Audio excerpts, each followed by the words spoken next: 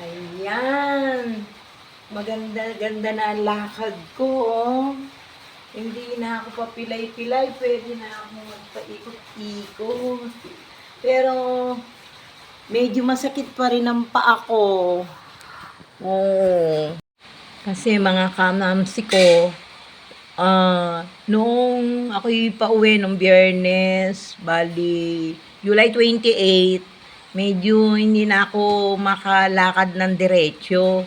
Pero, umuwi pa rin ako dito sa Pampanga. Alam nyo, netizens, alam nyo mga kamamsi, talagang ang Filipino culture natin, talagang napakaganda.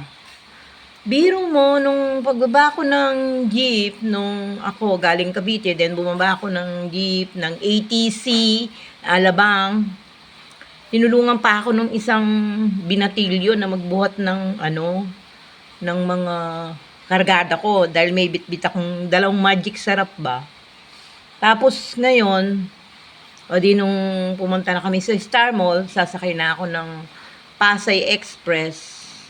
Meron namang isang dalaga doon, ang ganda-ganda. Akala ko kasi sasakay din siya sa Pasay Express. Medyo malayo din para sa doon sa sasakyan ko, sa pagbaba sa amin ng mga driver.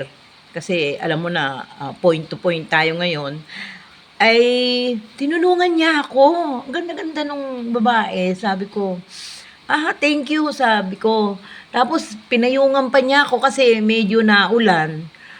Kaya anong-ano ko sa Filipino culture natin dito sa atin bansa. Iba talagang Filipino, mawain, matulungin, di ba? Lalo pa ring masakit nung Sabado, Linggo. Pero nung Linggo ng gabi, ang ginawa ng kasama ko, hinilitan niya ng kating ko. Kasi kating ko lang ang meron ako. Sana, meron akong omega painkiller. Sabi niya, arthritis. Kasi baka kumain daw ako munggo. Sabi ko, kumain ako ng munggo. Luto ng anak kong bunso, si Lloyd, na may ampalaya. Then, pinagluto din niya ako na, guys, blue turnip yan, guys. Mayroong insulin plant. Tapos, meron yan pansitan. Kaya kulay ube yan, gawa ng blue turnip, butterfly pea kung tawagin.